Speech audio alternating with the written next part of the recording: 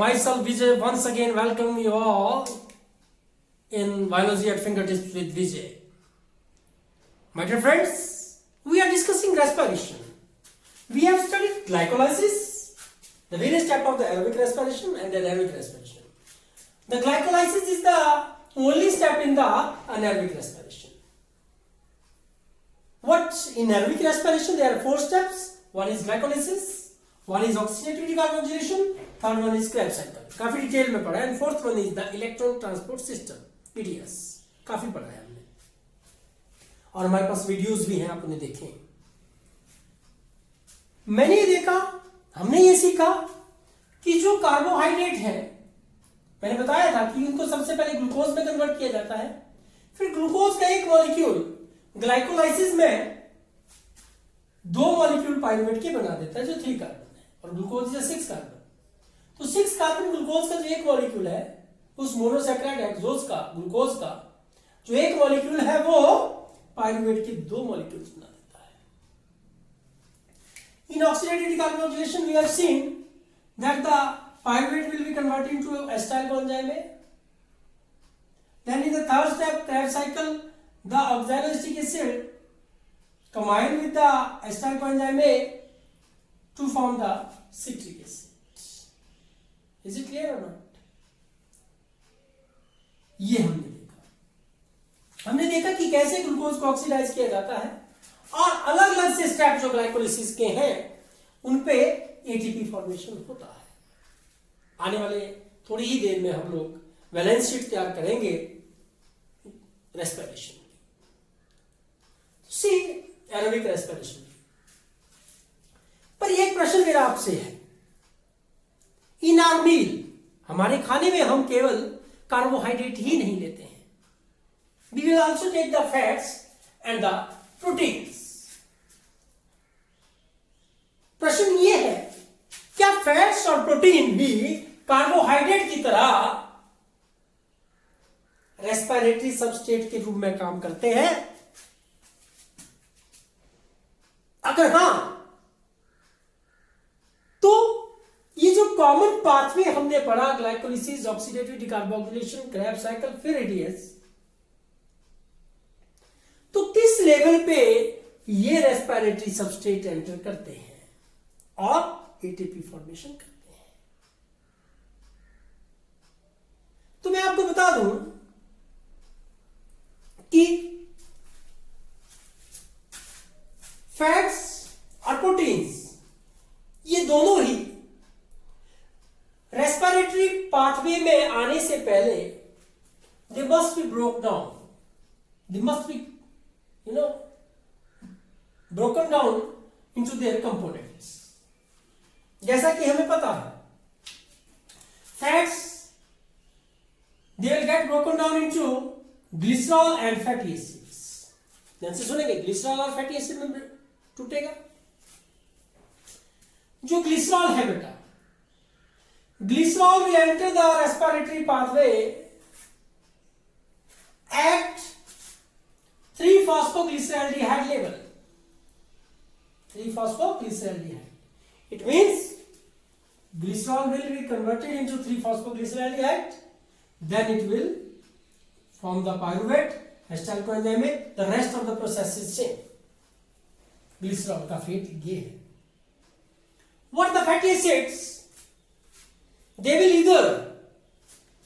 either enter to the or converted to the 1,3-dihydroxyacetone phosphate. फिर उसी cycle को complete करेंगे, या sometimes the fatty acids they will enter in or they will be converted into the acetyl coenzyme A. It means they will enter at this acetyl coenzyme A level, and then they will perform the Krebs cycle to release the energy. तो मैं क्या बोल रहा हूं कि fats जो है, इससे पहले कि वे इस पाथवे में एंटर करें, वे टूटती हैं, ग्लिसरॉल और फैटी एसिड बनाती हैं. ग्लिसरॉल 3-phosphoglyceraldehyde में कन्वर्ट होता है, मींस उसे इस लेवल से इस साइकिल में एंटर होता है, इस पाथवे में एंटर होता है. और फैटी एसिड जो है, या तो वे 1,3-dihydroxyacetone phosphate या एसिटाइल कोएंजाइम ए के लेवल पे एंटर होते हैं. क्लियर है? Second, the proteins.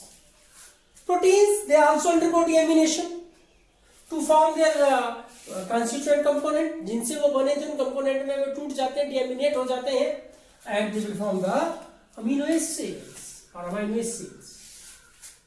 These amino acids, depending upon their structure, they may form the pyruvate, or they may be converted into the acetyl conjugate, or they may be converted into the sum of the acids present in the Krebs cycle. जो deamination से amino acid बने वे या तो pyruvate की level पे enter करते हैं, pyruvate में कन्वर्ट हो जाते हैं, या तो एसिटाइल कोएंजाइम की लेवल पे एसिटाइल कोएंजाइम में भी कन्वर्ट हो जाते हैं, या तो जो अलग अलग से ऑर्गेनिक एसिड जो Krebs साइकिल में है वे उस लेवल पे एंटर करते हैं, उनमें कन्वर्ट होते हैं और वो एटीपी का निर्माण करते हैं. ओके, तो ये थे, इट इज द इंटररिलेशनशिप. ये था फैट्स, कार्बोहाइड्रेट और प्रोटीन. ये जो रेस्पिरेटरी सबस्ट्रेट है ये किस लेवल पे as a respiratory substrate behave करते हैं, और जो अलग अलग से मेटाबॉलिक पाथवेज है जैसे डीएमिनेशन इनटू अमीनो एसिड्स है, और यहाँ पे फैट्स के केस में से बीटा ऑक्सीडेशन ऑफ, है ना, तो बीटा ऑक्सीडेशन का नाम दिया जाता है बीटा ऑक्सीडेशन ऑफ फैट्स. तो ये जैसे बीटा ऑक्सीडेशन ऑफ फैट्स या डीएमिनेशन और ग्लाइकोलिसिस, ये जो अलग अलग से मेटाबॉलिक पाथवे हैं इनके बीच की इंटररिलेशनशिप मैंने आपके बीच में रखी. So this is the interrelationship among different metabolic pathways showing respiration mediated breakdown of different substrates, fats, carbohydrate and protein. ये अलग बात है कि glucose is the most favourite, it is the most common respiratory substrate used, और यही कारण है कि हमारे जो खाने के रूप में हम कार्बोहाइड्रेट को अपने स्टेपल फूड के रूप में लेते हैं. We use the carbohydrate as the staple food. Okay, now see, इसके बाद मैं आपसे डिस्कस करना चाहूंगा, आप बड़ी गौर से देखें. वैसे तो जो रेस्पिरेशन है, मैंने आपको रेस्पिरेशन का इक्वेशन बताया था, देखें ध्यान से. हमने देखा था रेस्पिरेशन में C6H12O6 it will combine with the oxygen to form 6CO2 plus 6 water plus ATP. देखिए इस इक्वेशन से तो लगता है कि ये जो इक्वेशन है it is basically an catabolic process. कैसा है? Catabolic process है. Mean to say it is catabolism. You know the catabolism. क्या होता है बेटा catabolism? Catabolism is nothing. क्या होता है? These are the breaking down processes. Catabolism, catabolic processes कैसे होते हैं? ब्रेक डाउन प्रोसेसेस होते हैं जिसमें चीजों को तोड़ा जाता है. पर मैं एक और बात आपको बोलूं, respiration is basically not perfectly a catabolic process. It is an amphibolic process. Respiration is basically an amphibolic process. What does mean the amphibolic process means? Amphibolic का मतलब क्या हुआ? Amphibolic का मतलब हुआ कि it is the process which involve both the catabolism and anabolism. Amphibolic process is that process which involve both the catabolic as well as anabolic process. कैसे देखते हैं? देखिए कैटाबॉलिक तो समझ में आ गया कि अगर जब प्रोटीन्स, कार्बोहाइड्रेट और फैट्स ने as a respiratory substrate use होना है, एनर्जी लिबरेट करना है, तो they must got broken down to the various compounds. Fats beta oxidation करके ग्लिसरॉल फैटी एसिड बना देंगी, फिर वो एंटर करेंगे. प्रोटीन्स को भी अमीनो एसिड में टूटना पड़ेगा, because proteins are the polymer of the amino acid. वे भी टूटेंगी और फिर जाके एंटर करेंगी एटीपी का निर्माण करने के लिए. पर मैं एक बात आपको बता दूं, अगर हमें फैट्स का निर्माण करना है, we want to synthesize the fats, then these substrates, then the acetyl coenzyme will behave as a substrate.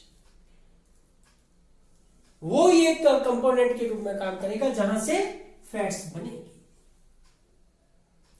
फिर ये एसिटाइल कोएंजाइम में ये ग्लिसरॉल फैटी एसिड का निर्माण करेंगे और फिर फैट्स बनेंगे। ऐसे ही एसिटाइल कोएंजाइम या पाइरुवेट ये अमीनो एसिड का फॉर्मेशन करेंगे, फिर प्रोटीन्स बनेंगे।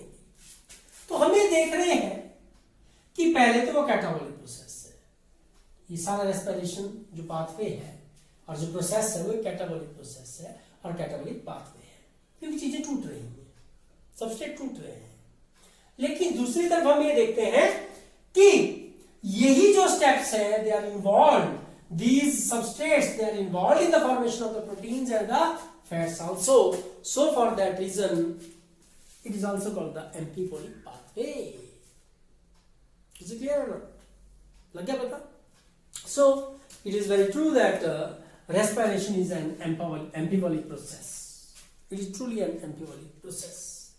Now see, इसके बाद मैं आपसे डिस्कस कर रहा हूं बहुत important the valence sheet of respiration. हमने anaerobic respiration का वैलेंस शीट आपके साथ डिस्कस किया था। आज बहुत ही इंपॉर्टेंट मैं एस्पेक्ट पे आपको बात करूंगा। हमने पढ़ा हुआ है, उन्हीं स्टेप्स को हम रिवाइज करेंगे बेटा, कोई बड़ी बात नहीं है। मैं एक तरफ एरोबिक का वैलेंस शीट बनाऊंगा, एक तरफ अनाएरोबिक का। वैलेंस शीट बनाने के लिए करना क्या पड़ता है? कुछ नहीं करना है। अब देखिएगा, अब हम पढ़ चुके हैं कि एक NaDH प्लस H पॉजिटिव का जो मॉलिक्यूल है वो ETS में जाके 3 ATP बनाता है, except the NaDH plus H positive of the 5B, जो 5B स्टेप नंबर है ग्लाइकोलिसिस का, वो रूट नंबर 2 में जाके 2 ATP बनाता है, वो थोड़ा सा डिफरेंस है। तो मैं यहां पे आपके साथ डिस्कस कर रहा हूं वैलेंस शीट, बहुत इंपॉर्टेंट है बेटा for aerobic respiration. Valence sheet को प्रिपेयर करने के लिए होना क्या चाहिए मैं आपको बता दूं, कुछ नहीं, आपको स्टेप्स याद होने चाहिए जहां पे एटीपी का इन्वॉल्वमेंट है। तो सी ग्लाइकोलिसिस में पहला मैं स्टेप है, मैं आपको यहां पे बताऊं। एरोबिक रेस्पिरेशन की बात पहले करता हूं। ग्लाइकोलिसिस के जो स्टेप नंबर है वो आपके सामने रख रहा हूं। कौन कौन से स्टेप हैं आपको पता है जो एटीपी से रिलेटेड है? Yes, say tell me. Step number 1, step number 3, ध्यान से देखेंगे बेटा। जहां फॉर्मेशन एटीपी का होगा मैं उसे प्लस में लिखूंगा, जहां यूज होगा मैं उसे माइनस में लिखूंगा। स्टेप नंबर 5 कौन सा? B, done. Step number 6, step number 9। देखिए ग्लाइकोलिसिस में स्टेप नंबर 1 में 1 ATP इज यूज्ड, 1 है बेटा, minus 1 ATP। Step number 3 again minus 1 ATP। Step number 1, step number 5B में थोड़ा सा डिफरेंस होगा, वो आप यहां देखेंगे। It is if it is root number 1 and root number 2, मैंने कहा था आपको malate aspartate shuttle and glycerol phosphate shuttle, ये अलग से एक वीडियो मैंने अपने YouTube चैनल पे डाला है, आप उन्हें जरूर देखें, आपको पता लग जाएगा। सी नाउ स्टेप नंबर 1 में यहां पे बेटा basically NaDH plus H positive बने, यहां पे बता देता हूं NaDH प्लस H पॉजिटिव बने। 2 मॉलिक्यूल्स एट, है ना, 2 मॉलिक्यूल्स। अगर रूट नंबर 1 से जाते हैं तो एक 3 ATP बनाता है, तो 2 कितने बना देंगे? 6 ATP प्लस 6 ATP। और रूट नंबर 2 में अगर NaDH प्लस H पॉजिटिव का मॉलिक्यूल जाता है तो कितने ATP बनाता है? 2 बनाता है, इसलिए वहां पे कितने हो जाएंगे? 4 ATP। आपको स्टेप याद होने चाहिए, साइकिल तो आपको याद होनी चाहिए। इसके लिए आप डेली उन्हें 5 टाइम्स लिखें, आपको लर्न हो जाएगा। एटलीस्ट 2 टाइम तो लिखना ही है आपने उनको। Then at step number 6 there is the formation of 2 ATP plus 2 ATP। Okay, अगर वो रूट नंबर 1 में जाएगा तब भी रूट नंबर 2 में जाएगा। मैं आपको ये ऐसे यहां पे करके बताता हूं कि मैं जो एक्सप्लेनेशन दे रहा हूँ वो रूट नंबर 1 और 2 की यहाँ से आगे होगी ना। तो देखें यहाँ पे भी कितना बनेगा बेटा 2 ATP। स्टेप नंबर 6 पे भी 2 ATP की फॉर्मेशन हो, इसलिए प्लस लिख दिया मैंने। आपको भी 2 मिनटों में मैं बता दूंगा कि कैसे इसका कैलकुलेशन होता है। कितने ATP बनेगा बेटा टोटल? रूट नंबर 1 में बना कितना 10, 6 + 4 + 10, यूज कितना हुआ -2, so the net gain is 8 ATP। Here यहां कितना बना 4 + 2 6 + 2 8 + 8, how many ATPs? 8 ATPs will be there बेटा। बहुत इजी है। 8 कितना आपने यूज कर लिया स्टेप नंबर 1 और 3, इसमें भी यूज किया ना आपने रूट नंबर 2 के लिए भी, ये तो कॉमन ही है। तो -2 ATP it is equal to net gain is 6 ATP। तो ग्लाइकोलिसिस से जो नेट गेन ऑफ ATP है वो आप देख रहे हैं, रूट नंबर 1 में 8 ATP है, रूट नंबर 2 में 6 ATP है। अब आप ऑक्सीडेटिव डिकार्बोक्सिलेशन के लिए देखेंगे। ऑक्सीडेटिव डिकार्बोक्सिलेशन में मैं आपको बता रहा हूं क्या होता है बेटे। देखिए आप यहां पे आपके पास 2NADH + H पॉजिटिव बना, और वो कितनी एनर्जी बना देता है, वो कितना ATP बना देता है। एक ने 3 बनाया तो 2 ने 6 फॉर्मेशन होगा। यहां पे बेटा इन दोनों ही केसेस में इट इज ऑलवेज +6 ATP। बहुत इजी है बेटा। और यहां पे भी रूट नंबर 2 में तो सिर्फ देखिए रूट नंबर 2 सिर्फ 5B स्टेप के लिए है, और यहाँ पे 6 ATP दोनों केस में बनेगा। क्लियर बात? ओके, क्रैब्स साइकिल को देखते हैं। क्रैब्स साइकिल को आप देखिए, क्रैब्स साइकिल के कौन कौन से स्टेप ATP फॉर्मेशन में इन्वॉल्व है वो थोड़ा सा देखते हैं। See here for the crabs cycle. Step number 4, 6 and 10, how many? 2NADH + H positive at each step। ठीक है जी, okay. Then step number 8, 2 FADH2 at each step। Clear है बेटा। अब स्टेप नंबर 7 था ना साथ उसमें। स्टेप नंबर 7 में क्या था 2 ATPs विल बी फॉर्म्ड। अब देखेंगे यहां पे डायरेक्टली मैं कर देता हूं +2 ATPs। See here it is +2 ATP। एक बार में दूसरी है ना। यहां पे देखेंगे आप 2 ATPs एट इस स्टेप, 4, 6 और 10 पे 2 बनी। 2, 4, 6 ATP एट अ टाइम। और अगर वो एक जो है वो 3 बनाता तो 6 × 3, हाउ मेनी +18 ATPs। क्लियर है बेटा। अब स्टेप नंबर 8 पे 2 FADH2 बने। एक जो FADH2 है हमने देखा था ETS में, वो सिर्फ 2 ही ATP बना पाता है, इसलिए 2 कितने बनाएंगे 2 × 4, 2 2s are 4, then they will make 4 ATP +4 ATP। तो what is the net gain? See here, net gain of ATP कितना हुआ बेटा, देखिएगा आप ध्यान से। इट इज 32 प्लस है ना, इट इज 34 ATP बेटा, 24 ATP। तो what will be the net gain of ATP during the aerobic respiration? See here, मैं यहां लिख रहा हूं 1 इज रूट नंबर 1। मैं रूट नंबर 1 इसलिए लिख रहा हूं कि वो ग्लाइकोलिसिस का रूट नंबर 1 है।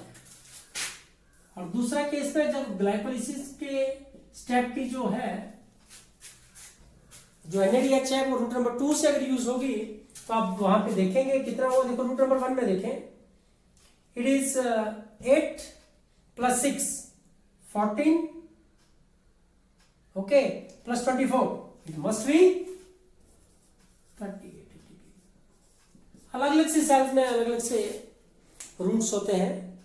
While in case of the root number 2, it is 6. Oxidative configuration से 6, 12 plus 24, it is 36 ATP. So it is the 38 or 36 ATP is the net gain of ATP. While for the anaerobic respiration, बहुत simple है बेटा, देखें आप, balance sheet for anaerobic respiration क्या है बेटा, देखिएगा, बहुत सिंपली बता रहा हूं.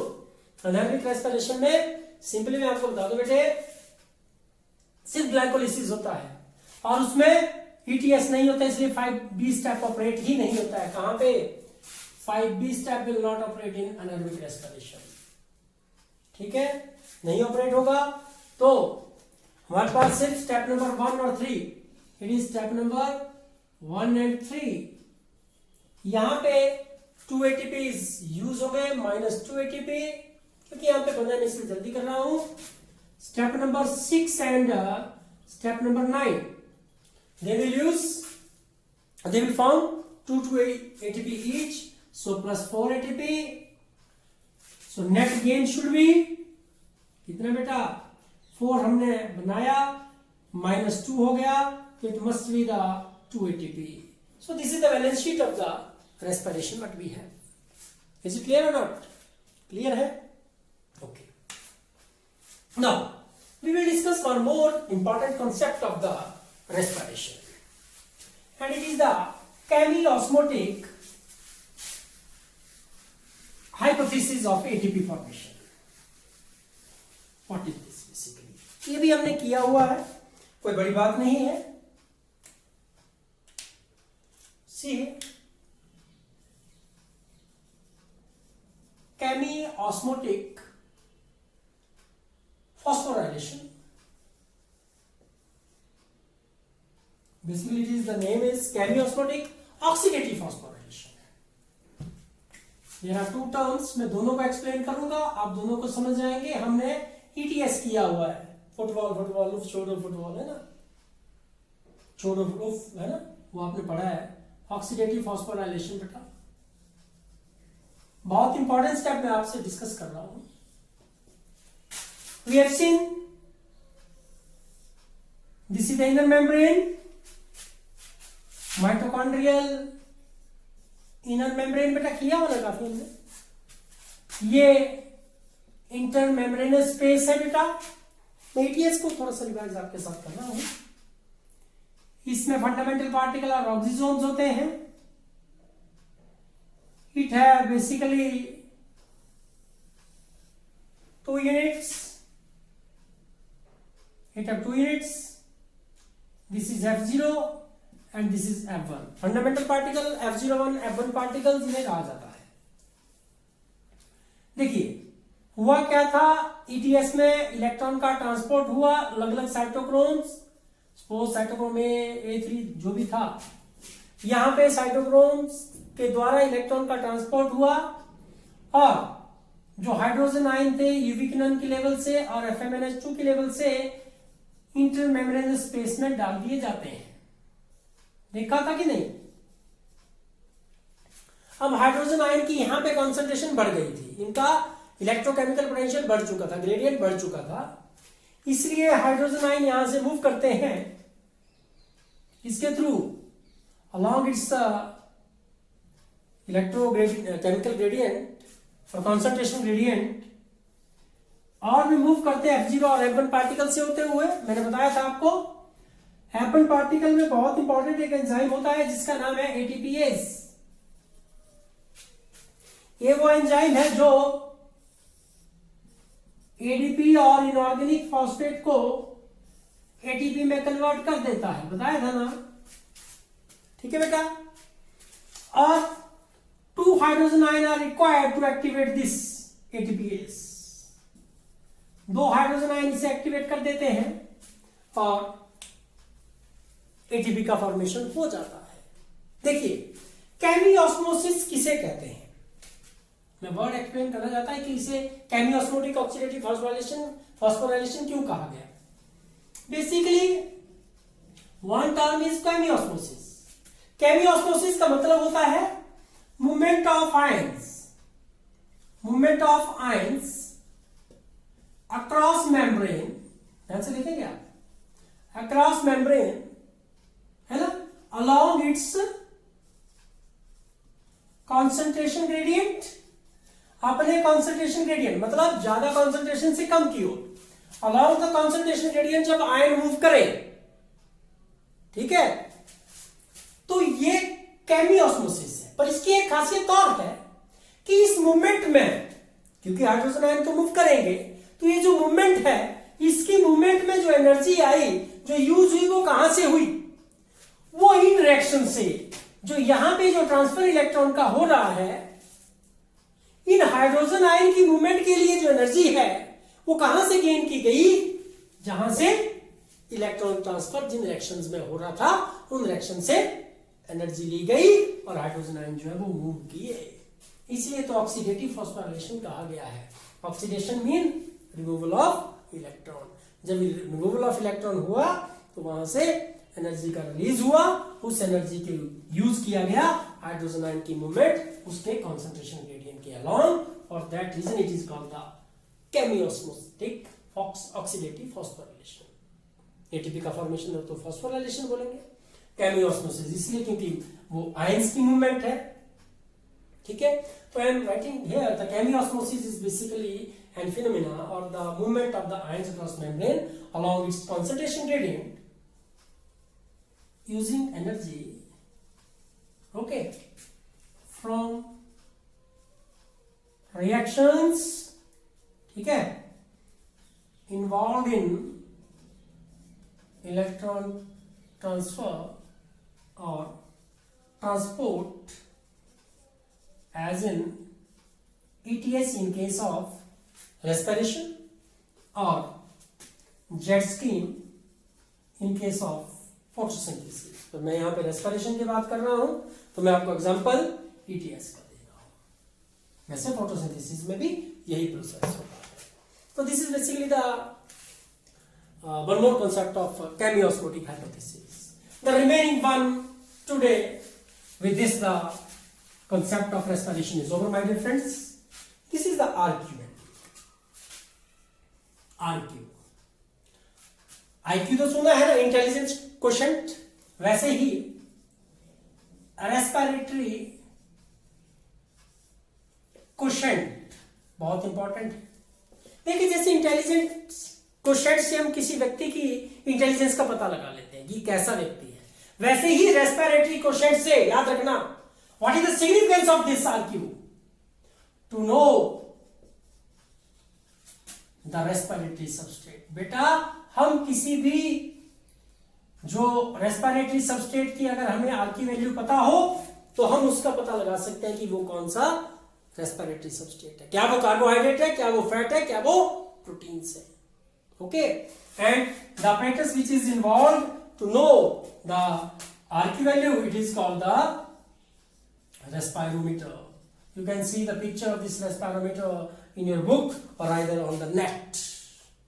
Okay, the different substrate have the different RQ values. Like, ध्यान से देखेंगे बेटा RQ values. मैं जैसे आपको बता रहा हूं, अगर रेस्पिरेटरी सबस्ट्रेट कार्बोहाइड्रेट है तो द RQ बस T1. ठीक है, पर होता क्या है RQ? प्रश्न तो वो अभी भी बाकी. RQ अगर वो वैल्यू 1 है तो उसका मतलब हुआ क्या? RQ value is nothing. It is the amount of carbon dioxide. Please see here. It is the volume of CO2 evolved during the respiration and volume of O2 used. कितना O2 लिया गया? तो this is the basically the ratio of RQ. क्या हुआ? Ratio of, it is the ratio of CO2 to, है ना, CO2 evolved and 2 oxygen used. So इसके case में अगर 1 है, इसका मतलब देखो हमें पता है 6 CO2 और कितना यूज हुआ 6 O2। समझ गए बात? तो इसके केस में अगर आर की वैल्यू 1 होगा तो इट मीन्स कि कार्बोहाइड्रेट होंगे वो। If these are the lipids और fatty acids, I can say fats, मैं यहां पे फैट्स लिख देता हूं।